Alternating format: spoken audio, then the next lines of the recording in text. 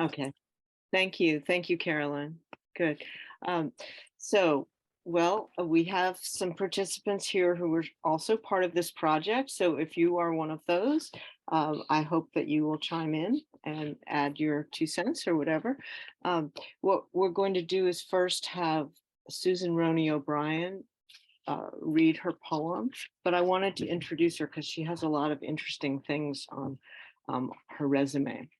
Susan Roney-O'Brien teaches free monthly writing workshops sponsored by the Worcester Public Library and the Boylston Library, and she runs the Thirsty Lab Poetry Series. She is on the board of the Worcester County Poetry Association. She has published 2 chapbooks, Earth and Farm Wife, and 3 full volumes, Legacy of the Last World, Bone Circle, and Thera. So she's been very busy.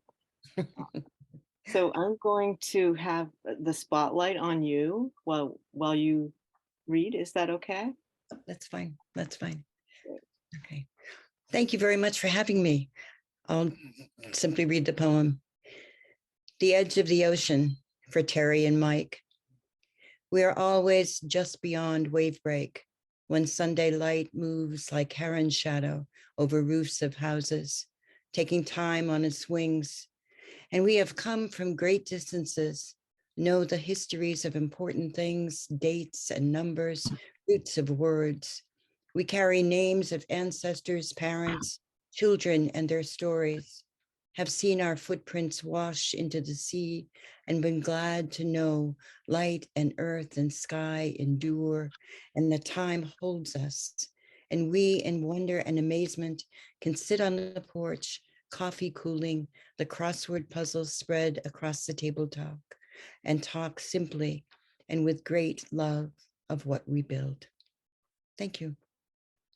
Thank you very much. Beautiful. So that was the poem that inspired us. But the person who organized us and whose brainchild this was is Susan Schmidt. Would you like to say a few things, Susan? Hi. Am I on mute? No, we can hear you. Okay. Oh, I wanted to introduce you. Sorry. Let me just say a few words about you. I've known Susan for quite a while. She's a very impressive artist, and she has taught for many years at the College of the Holy Cross and served faithfully and for a long time on the board of the Boston Printmakers. And I think I took my first artist's book class with Stephanie at Mass Art. It was a workshop. So the idea for this came from thinking about growing older and wanting to communicate with other visual artists around some of those issues and talk about them and maybe do some artwork together. And because I like artist books, I thought about a book form that would include the work of 10 people and would fold so that there were different combinations and different interactions. So I wanted to have a poem to sort of inspire the book and make things come together. And I asked my friend who teaches literature at College of the Holy Cross if she knew any poets whose work sort of touched on the wisdom and vulnerability of growing older. But since poetry speaks in a different language than everyday language, it would give us a lot of images and associations. And she recommended Susan Roney-O'Brien. And I contacted Susan and I asked her if she would be willing to participate in an artist's book project with 10 artists and to meet with us over the course of half of a year. And she was interested. And so the finding a group of poems that seem to deal with the sort of issues that you think about when you're growing older was the first step. And then And then I invited artists to join in and collaborate. That's all I'll say. Stephanie, I'll hand it back to you. Yeah. Okay, thank you. All right, so I'm going to start screen sharing, but I just wanted to thank NEBA for allowing us this space in cyberspace to have this discussion. So thanks, Christina and Susan, for making this happen. No problem. We're excited to have you Yeah, and I here. And we're appreciate excited to see some really good close-ups of this. I got a little sneak peeky at your house, right? So I Yeah. got to see a little, I got to see this a little while ago in person, but I'm sure that the photos, sometimes it can give you almost a better view than just seeing, especially in an artwork in a show. So I'm not so disappointed in how Zoom does with our book arts. It's pretty good. It's nice not to have to drive anymore, so I appreciate it. All right, so I'm going to share my screen, so hold on. All right, and I might have trouble seeing if anyone needs to be admitted, so well, I might get a message, I don't know. But if I look all of a sudden glazed, that might be what I'm trying to figure out. All right, so I just wanted, I'm gonna minimize you guys. So I just wanted to give you a little peek into the timeline, because this started in February of 22 and Susan invited us to participate in making this artist's book. Whoops, I see I've got a typo. These always show up when I'm presenting, no matter how many times I look at it. So we'll just move on past that. But we really enjoyed reading Susan Roney-O'Brien's poems. Here's someone else coming in. Actually, one of the artists, Elena Stone, is just visiting us. So there were some discussions. In fact, I really liked My Grandmother's Coat, which I hope to revisit maybe in another book, who knows. But we all agreed on The Edge of the Ocean. Susan had designed 2 beautiful books that we could choose. We liked the one that, oops, gosh, there's another typo. Sorry about that. Sculptural object, whatever that is. All right, so let's move on to the visuals. And one of the things that we had the most interesting discussions, I thought, were about the color palette and how to make a color palette that we all could agree on that really fit the theme. And there were also discussions about different kinds of ink and what we should use. But fortunately, Susan had chosen a really nice paper for us, which is Reeves Lightweight. It's a very soft, pale color, and it takes prints beautifully. So that wasn't a problem. Here we decided on sort of muted colors, tending towards earth tones. And then there was some discussion about whether we could use white or whether we should use transparent base. And anyone who's a printmaker is probably familiar with that discussion. So I made some color palettes with mixing, and you can see their degree of transparency because of the Sharpie underneath. And just look at them and kind of get a feeling for the mood, because I think color really sets a tone and a mood. It's very emotional. So those are kind of muted, and I felt a little bit sad, whereas this one and this one seemed much happier and fresher. And so that led us to choosing yellow ochre, phthalo blue, burnt sienna, black, and white and transparent base for those that wanted to use that. And I think it was Randy Garber who mentioned that burnt sienna, that was one of her favorite colors, and it's really in this palette, it's a substitute for red, and yellow ochre is a substitute for yellow, and the phthalo blue, as opposed to ultramarine blue, is a substitute for like the pure hue of blue.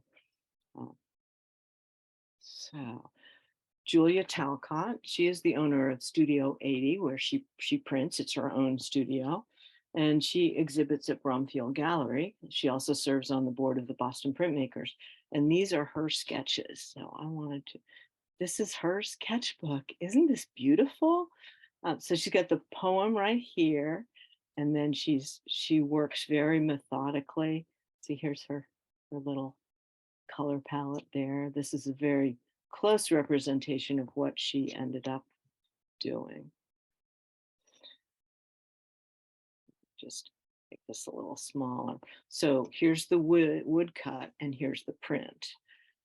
Here's a variation of it with a slightly darker color. So if you aren't familiar with making prints, there's a lot that goes on into the process, many stages of it, and they're called like state 1, state 2, state 3. And the great thing about printmaking is that you get to have a record of them. So unlike painting, where all the work is done underneath and you see the finished product, with prints, you can see the progression almost as if you're seeing how the artist was thinking. So you can see here she's rearranging where the blocks would be. Here's her blocks and the proof on the press. Beautiful woodcut. And there's the finished product. All right, now these are Claudia Feo. She's a professor of art in the Department of Visual Art and History of Art and holds the Hannah Goldberg Chair in Teaching Innovation at Wheaton College. Whew, a long title. She had lots and lots of things that she's done, but that title was so long, I just put that. She's definitely an artist to look at. So here's some sketches that she gave me just this morning. So I wanted to show you this. Like, it's so fun to see how the artists are interpreting the poem and the color palette and overlay of colors. So there you can see she's got the palette. Many people use that grid of the crossword puzzle. I think that was particularly attractive to people designing.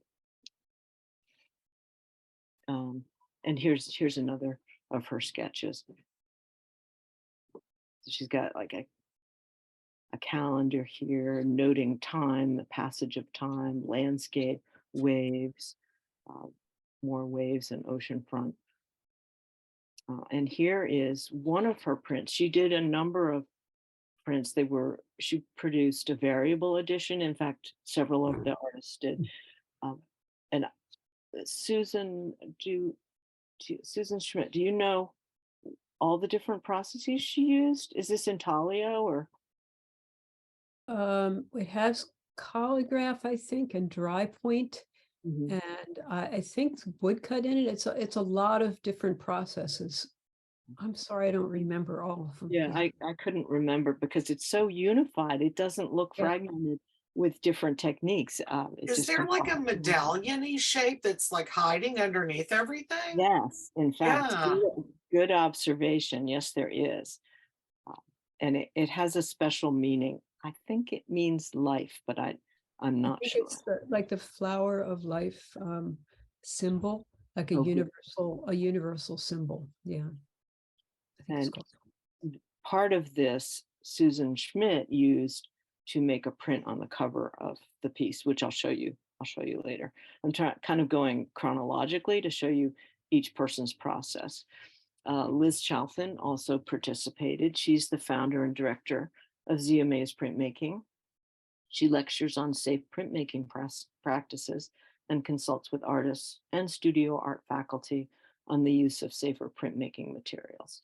That was a major innovation when printmakers started using safe materials. And Liz Chalfin was one of the early people who made that possible for the rest of us. And these are her intaglio prints. She did three variations. Okay. She gave us this great photograph that shows her edition printed and drying. Some of these look very, very dimensional. You'll see later. Elena is here. Elena, would you like to say something about this? Let me just introduce you first. Elena Stone is the Center for Women's Health and Human Rights Artist in Residence at Suffolk University. and these are her mixed media works. Sure. Hi, thank you. Hi, everyone.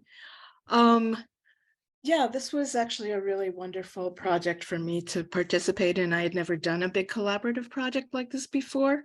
And the other thing is I am not a printmaker. I'm really a painter and mixed media artist. So what I did was, actually, these are both variations on the same variation. I actually did 2 basic variations and did actually a separate piece of work for each of the editions.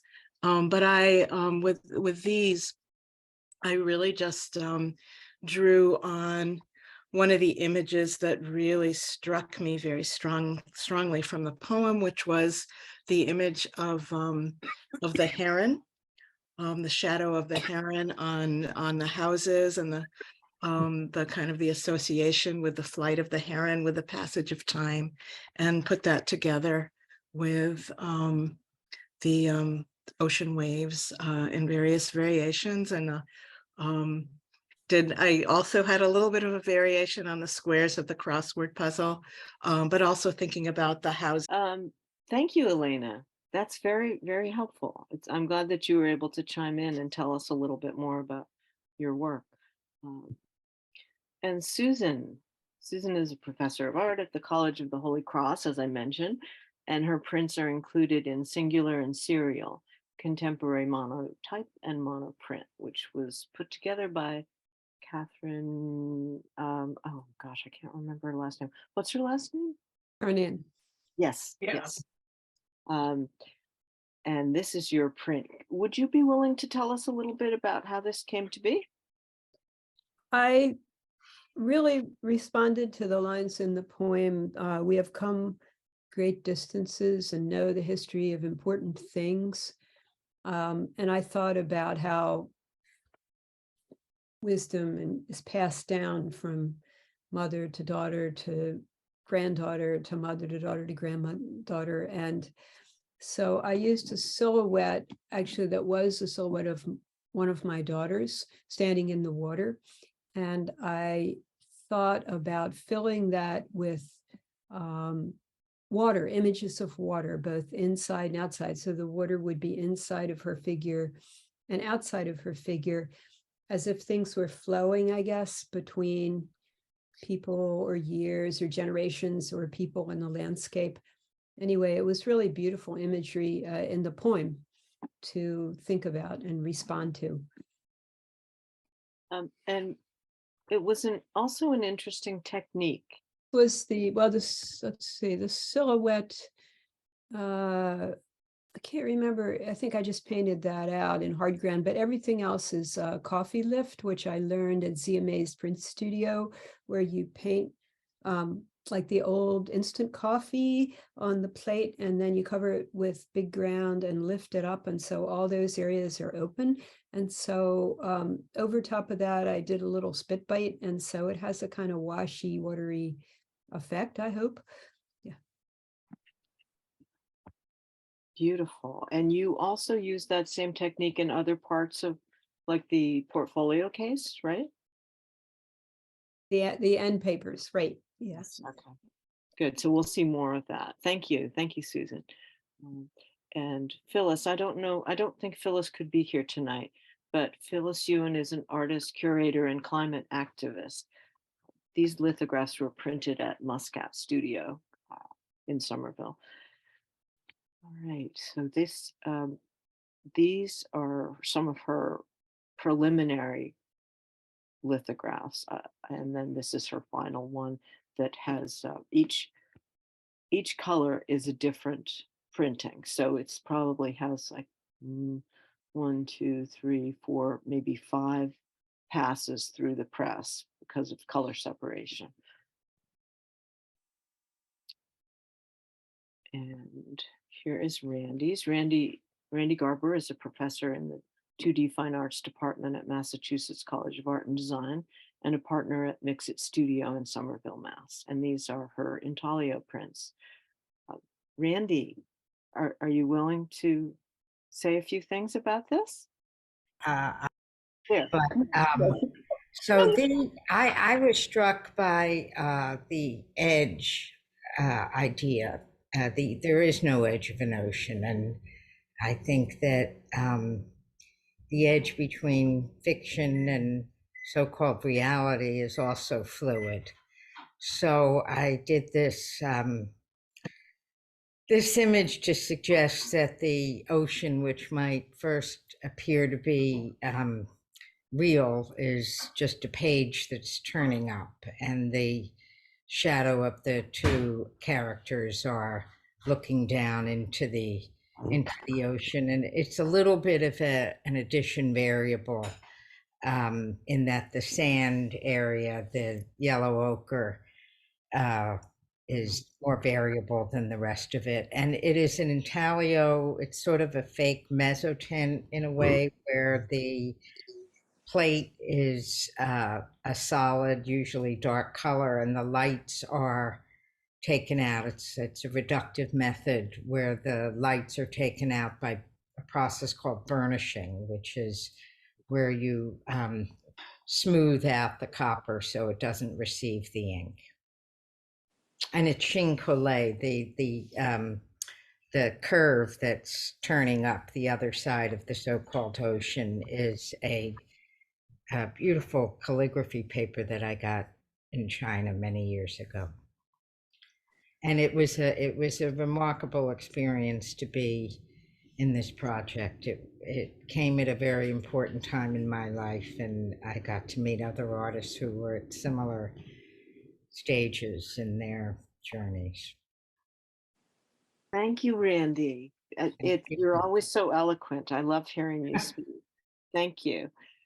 One thing that amazes me about some of these prints is they're all these different techniques, but they're so unified, and we see them as one complete image, although they develop through a number of different techniques. Yeah, well, thank you. And here are mine. I teach at Boston College, and I am a co-founder of New England Book Artists with 3 other very hardworking people. These are some monotypes that I did with Suminagashi marbling and photocopy transfer. This one on the left was my sketch. Actually, I made it the wrong size. It was much bigger than it was supposed to be, but I hadn't measured properly or whatever. So it looked fine to use these different elements, which were chine-colléd on, which it's a kind of glue. While you glue and print at the same time. And it looked fine at that scale, but then when I reduced the square to the correct size, it was too clunky and busy and awkward. So I redid it a little bit by adding the Suminagashi, and yeah, and then I did some jelly printing on top to give textural effects of clouds, waves, sand, wind, things like that. And there's also the idea of the scattering of memories and of the loss of things that happens as you get older, like you start to forget things like Catherine Kerr's last name or something like that. So that's how it came about. That image came about. I did a variable edition as well, and here they are hanging up, and you can see that I did different techniques on each one, but they all pretty much have the same general look. And this is Susan Deniston's piece. I'm gonna let some more people in. So Susan Deniston is a board member of the Boston Printmakers, and she served as president of the Monotype Guild of New England. At the Boston Printmakers, we're really happy to have her because I'm not sure if she does it anymore, but she managed the finances, which is a job I certainly am not qualified for, and I was glad that she was doing that. These are her monotypes, and I'm just going to enlarge this a little bit because these are exquisite. Look at them. So it's a variable edition. I don't think that Susan Deniston is here with us tonight, is she? But she used the actual folded linen handkerchiefs or linen, I think they're handkerchiefs. They're so delicate. to print from. Ah, Isn't that beautiful? Yeah, it makes a beautiful set, but you did one for each book. So just one of these is in each book. So you think that's a plate print with just actually the linen, the pieces on there?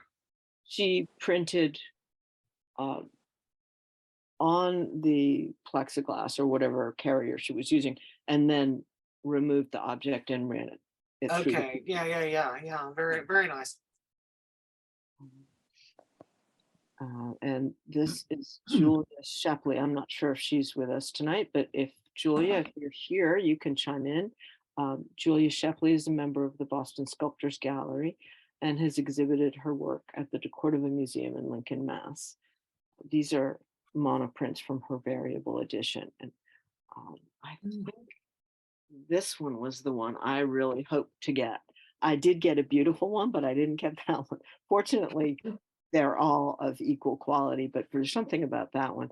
I just love the feeling of space and light and that dappled light that you get when you're near the ocean, kind of reflected and sparkling. Then we worked on making the book. It was pretty fun. We got to work at Susan Schmidt's studio at Brick Bottom. And this is Julia working on the book.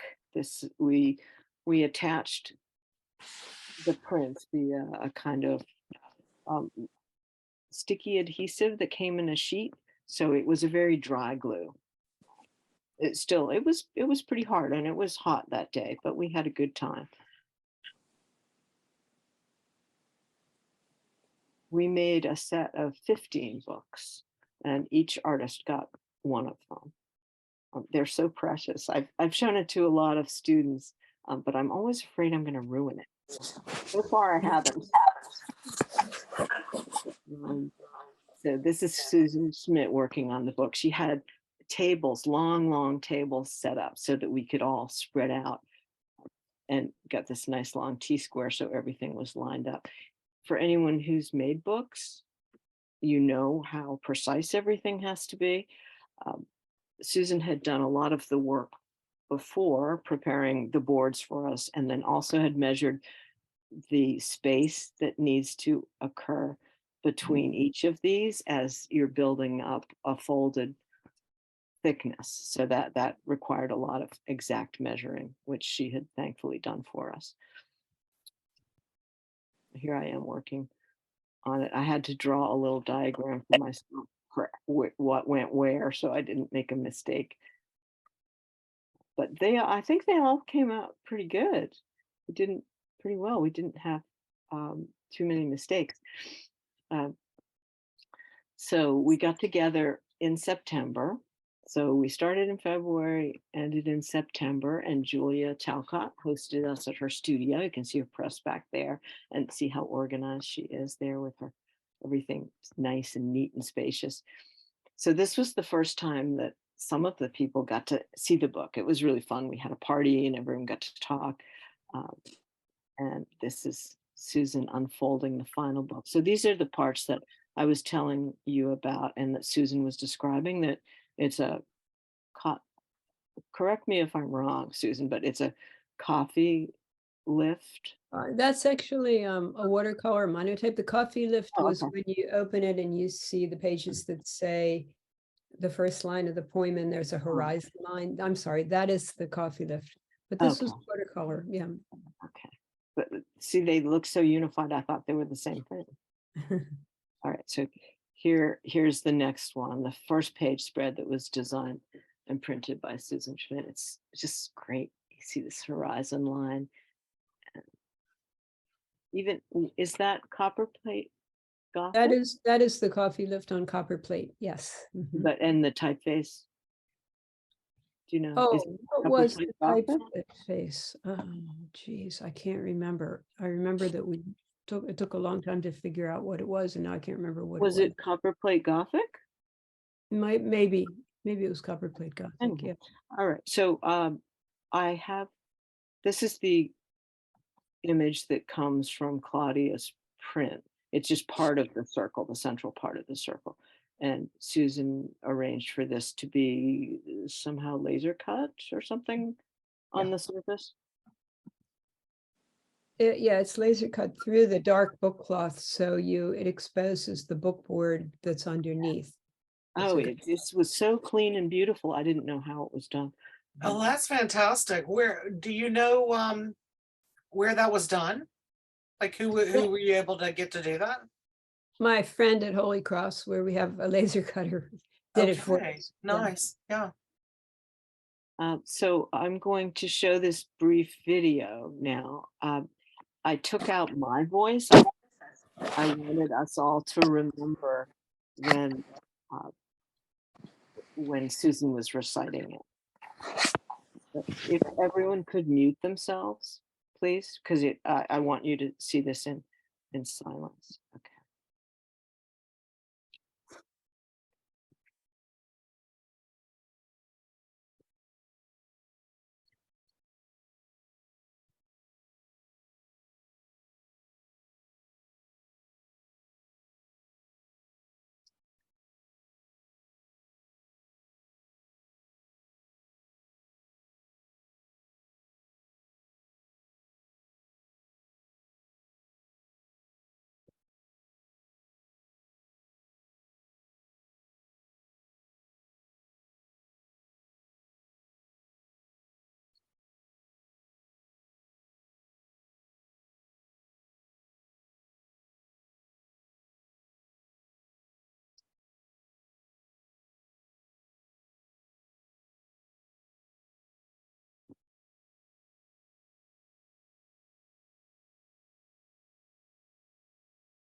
Okay, we're back.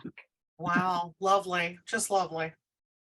So thank you to all who participated. That was so much fun. It's so great. So I thought I'd just share with you a few images from when we got together.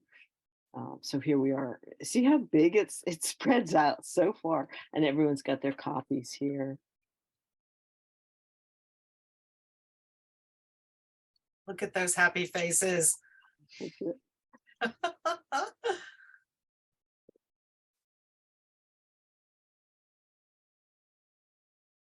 And here's Susan Schmidt and Julia Talcott. They're playing with different configurations, how you can make it into sculpture.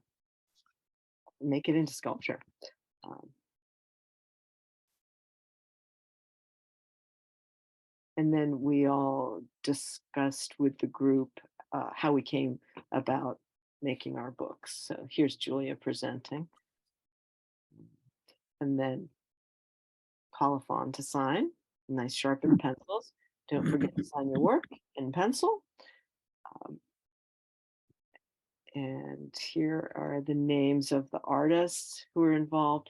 And you can find Susan's books on Kelsey Books. And here's the link if you want to make a screenshot or anything about this, or you could email me if you want more information about it, or you could email Susan Roney-O'Brien.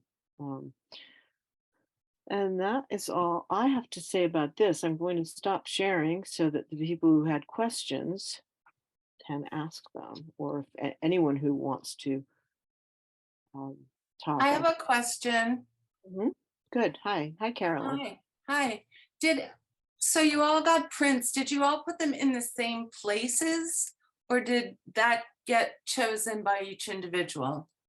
No, the people who put the books together always followed the same structure of what prints went where. That was something Susan Schmidt and I talked about before we made the books. But good question. Oh, there's a lot of things in the chat. Okay, let's see if I can manage this. Oh, I see. Most of them are kudos. That's nice. Thank you so much for everyone. Yeah, everybody seems to be saying lovely and gorgeous and all those wonderful kind of things that you want to hear. It's definitely a treasure, isn't it? Yeah. It is, yeah. So you said 15 total. Who got the extras? Susan Schmidt is holding on to them. She's exhibited one so far at Holy Cross, was that, or? Right, yeah, that would, there were, we still have one or two extras, and we decided we'd decide as a group what to do with those, whether to donate them someplace or what to do. So we still have a few things to think about as a group. And I do see in the chat, somebody says, would it be possible to hear the poem one more time by read by Susan Roney-O'Brien? Good, you're still here, Susan. Yeah. That would be wonderful if you would be willing. I'd be very happy to do that. Mm. The Edge of the Ocean for Terry and Mike. We're always just beyond wave break when Sunday light moves like heron shadow over roofs of houses, taking time on its wings. And we have come from great distances, know the history of important things, dates and numbers, roots of words. We carry names of ancestors, parents, children, and their stories, have seen our footprints wash into the sea and been glad to know light and earth and sky endure, and that time holds us. And we, in wonder and amazement, can sit on the porch, coffee cooling, the crossword puzzle spread across the tabletop, and talk simply and with great love of what we build.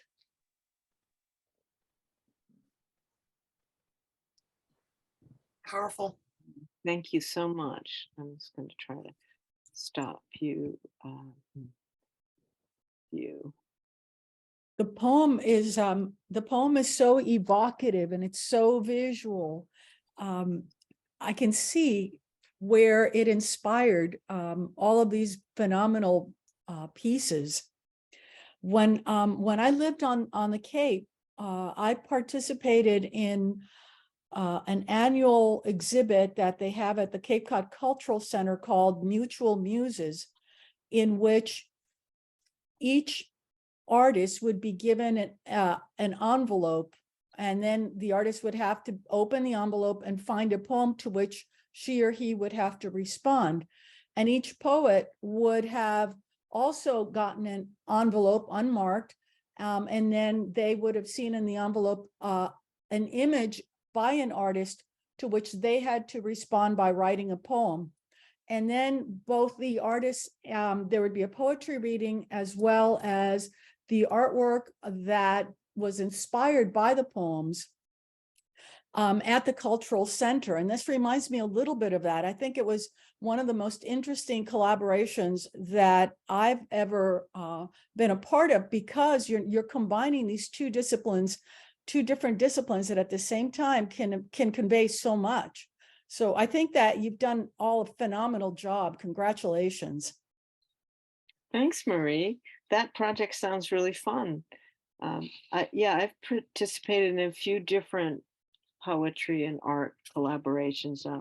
Each one's been a little bit different, but I've liked working on them because I got to know artists and poets. It's sort of stretched me a little bit.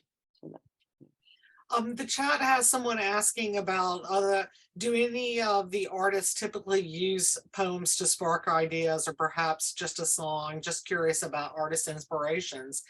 I think it's a pretty interesting long-term kind of notion to react to poetry in all kinds of ways. I do bookmaking performative art at the Attleboro Art Museum during what they call poetry slams. So they have the room set up with the audience and the stage in the middle, and around the outside they have all kinds of artists, different media, making art in reaction to the poetry slam. I've done it 5 times, and I've made books out of the text and reacting to the text that I hear while I'm there. So I do a lot of the pre-prep on what the idea of the book's going to be, because I've done it enough now to know what kind of type of poet goes to a poetry slam.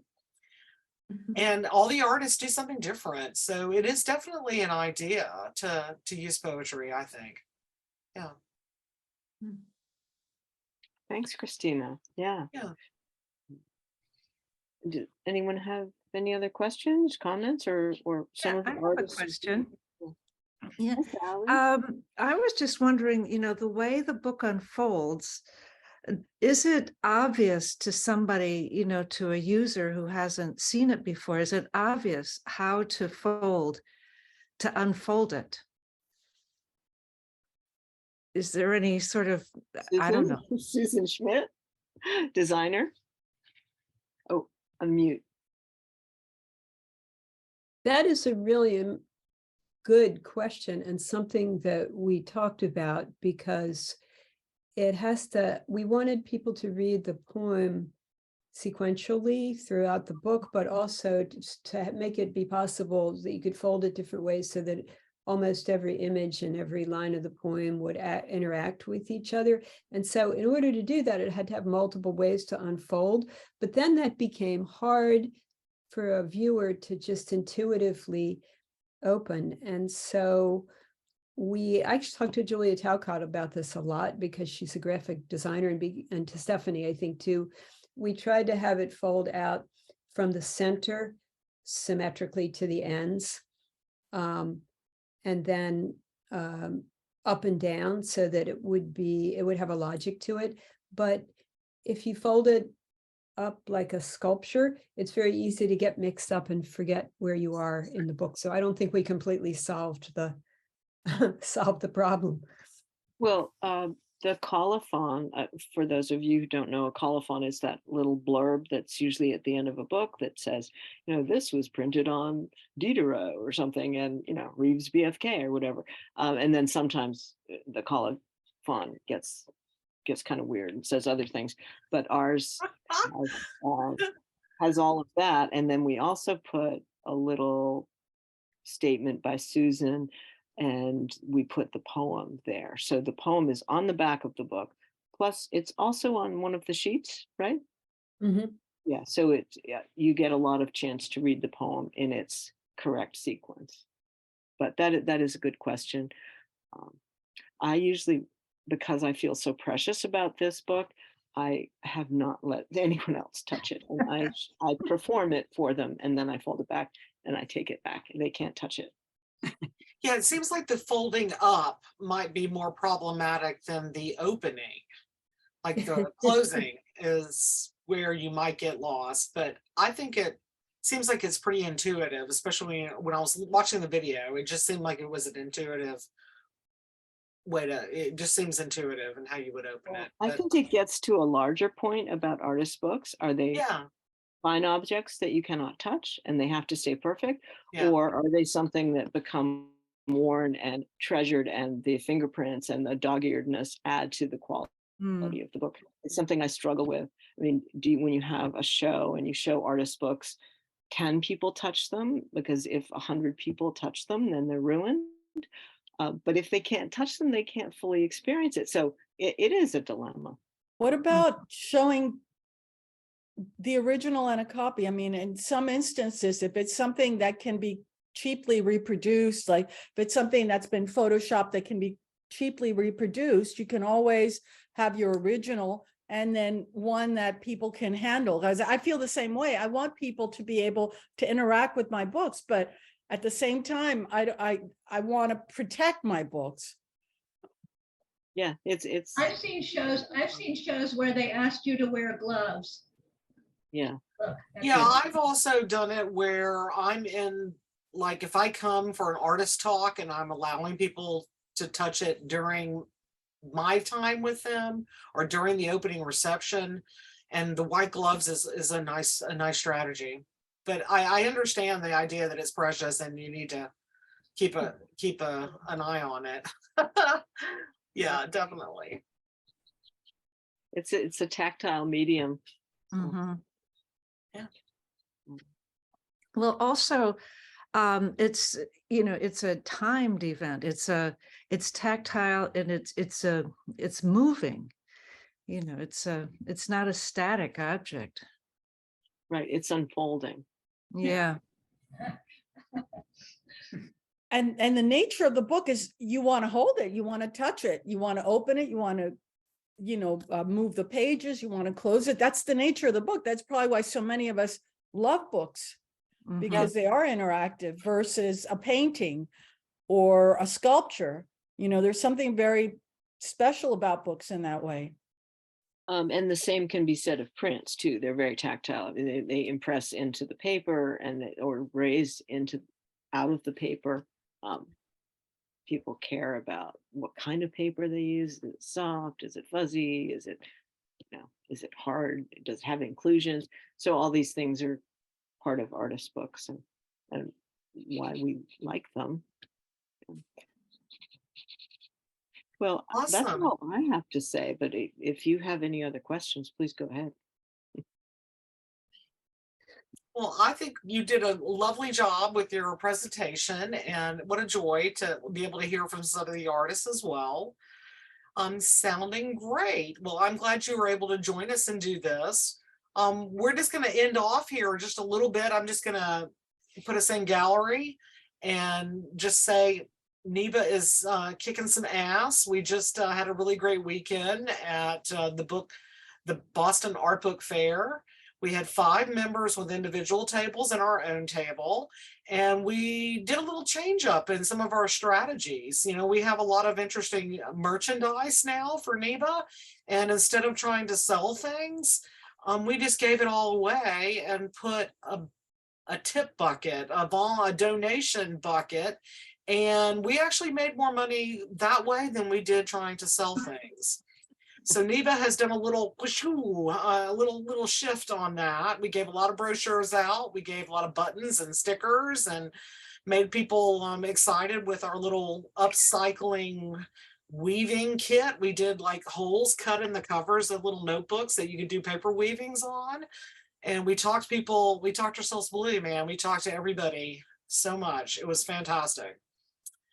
So NEBA is liking its new strategy, and we will continue this idea of just giving away fun stuff and asking for donations instead of a sales pitch, which I think makes more sense for us anyway. So I think it's a win-win.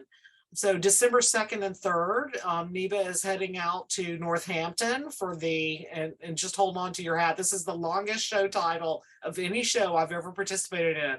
The Northampton Antiquarian, Ephemera, and Book Arts Fair.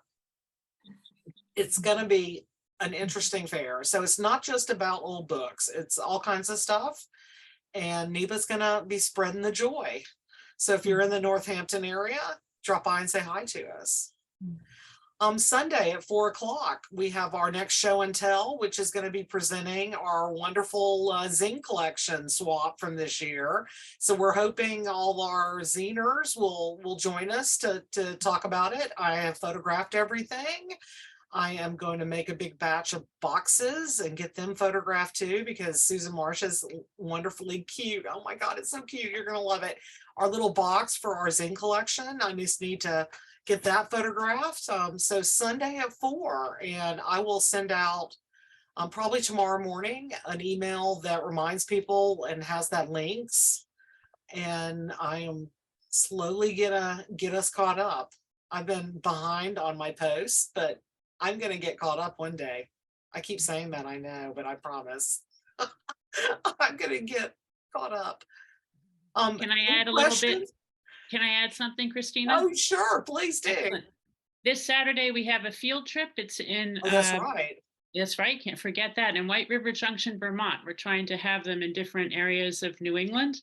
So we're going to be meeting for lunch at 12:30 at the Piecemeal Pies at 5 South Main Street in White River Junction. And then at 1:45, we'll be trundling down the street to the Long River Gallery, and we'll be meeting Alyssa Campbell, who's a member who has a book on view there, as well as a bunch of other artists from the area, all artist books. So we hope that some of you may be able to join us. I'm not going to be able to go, unfortunately. I'm totally swamped on that day, but I am going to go check out that show.